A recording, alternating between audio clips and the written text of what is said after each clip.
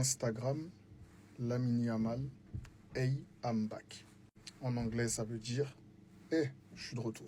Bon, je sais que vous le saviez quand même, j'abuse, je sais que vous le saviez.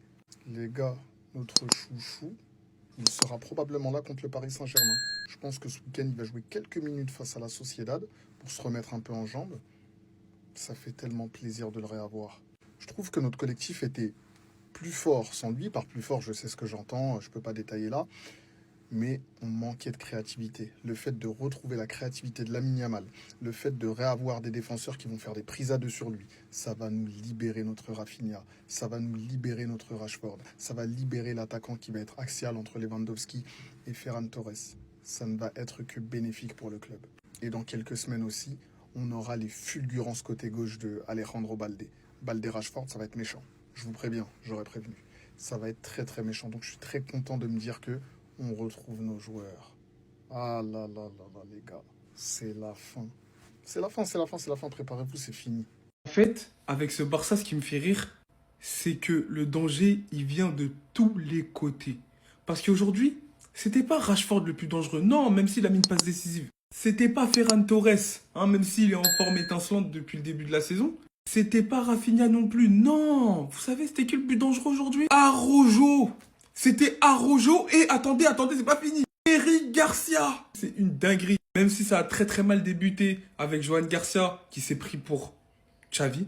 Là, dans sa tête, il y avait la musique Tom Sawyer, c'est l'Amérique. Il voulait découvrir le monde, en fait. J'ai pas compris. Au milieu de terrain, il a voulu relancer propre alors qu'il était parti à l'aventure. Donc, il s'est complètement manqué, passe dans l'axe, intercepté immédiatement, frappe dans le but vide, but. Et si vous avez bien suivi, aujourd'hui, c'est Araujo et Eric Garcia les plus dangereux. Araujo qui déborde sur le but, petit cafouillage, bel enchaînement de Ferran Torres et but d'Eric Garcia. Voilà, et vous savez très bien quand le Barça égalise, on sait que c'est fini.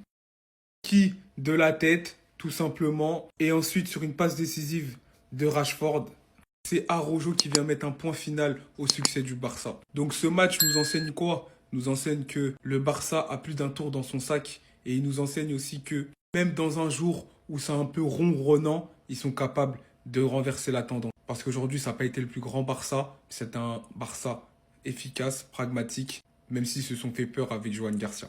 Bref, victoire du Barça et ils reviennent à 2 points du Real. J'avais oublié, lui là, il était dans notre club. En fait, tu nous fais Rodave. On peut même pas se moquer tranquille. Parce que Griezmann, ça fait peut-être 232 jours qu'il a pas marqué. Mais Rodrigo, aujourd'hui on est à 206, mais en compétition officielle. Rodrigo, faut voir son dernier but en Liga. Kylian Mbappé, il faisait encore des poiriers. Lamine Yamal, il avait pas encore les sourcils tracés. À cette époque-là, chez les rivaux catalans, c'était tellement hard financièrement qu'ils ont dû développer une gamme de cuisine et forcer les joueurs à faire la pub. Pardon mes catalans, je suis peut-être allé un peu fort avec vous. Vous, au moins, votre défenseur, il a plus de buts marqués en 2024 que Rodrigo. Qu'est-ce qui les différencie clairement? À part le fait que Rodrigo soit passé chez le barbeur. Alors oui, il a peut-être pas félicité Ousmane pour son ballon d'or. Il a peut-être un mulet très long.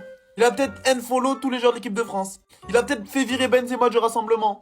Mais les gars, vous vous moquez, mais samedi, il y en a un qui va jouer, il y en a qui va le regarder jouer en éclatant des chewing-gums. Franchement, Rodrigo, tout ce qu'il a en plus, c'est peut-être un iPhone 17. Et si je vous disais que Bobby était plus décisif que Rodrigo? On fait comment maintenant? Vous m'avez pas dit oui, le rôle d'un attaquant c'est de stater quand t'es au Real Madrid? Alors on fait comment? Et si je vous disais maintenant que cet ancien taulard qui a été laissé sur le banc, pourrir, pendant près de 2 ans, ça fait quelques jours qu'il est titulaire, plus décisif que Rodrigo sur l'année. Alors oui, la stat est drôle, ouais. Mais une fois de plus, il fait Rodave. On doit se cacher pour rire.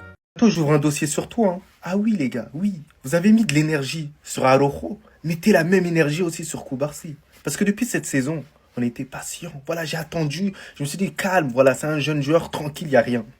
Mais depuis le début de la saison, soit il est mid, soit il est mauvais. Et est-ce que c'est normal? Ben, ce n'est pas normal. Ça fait depuis un certain temps qu'il est au FC Barcelone. On est complètement d'accord, vous et moi. Tranquille, voilà. J'essaie de communiquer avec vous de manière pédagogue. Mais pourquoi dans ses interventions, il est stupide? Il fait des fautes bêtes. Lorsque le joueur il est dos au jeu, il fait ses fautes bêtes. Alors quand c'est Araujo, on l'attribue le fait d'être bête, mais Koubarsi aussi, il a rien dans la tête dans ses interventions. Le seul joueur vraiment développé intellectuellement, je pense que c'est Christensen. Mais lui, franchement, les gars, va falloir qu'il fasse un tour peut-être sur le banc, aux côtés de Hansi Flick.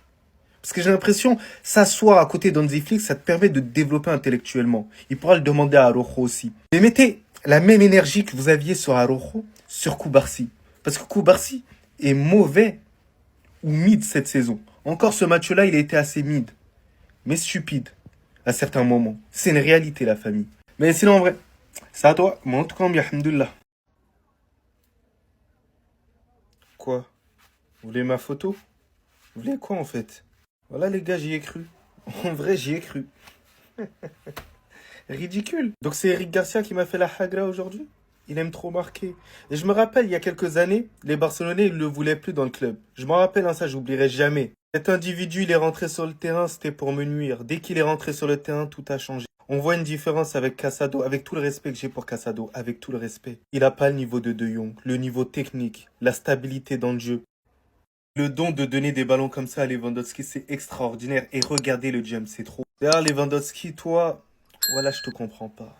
Quand c'est des ballons difficiles à mettre, oui, t'es là. Mais quand c'est des trucs faciles, c'est... Ah, il m'énerve. Rojo, je sais pas, depuis le début de la saison, c'est le meilleur défenseur du FC Barcelone. En tout cas, central, c'est le meilleur. Il arrive à rattraper quand même le mauvais placement de Koubarsi. Parce que Koubarsi, sincèrement, je le trouve pas ouf. Hein. Koubarsi, depuis le début de la saison, il est mid. Il est tiède. Et honnêtement, va falloir en parler, les gars.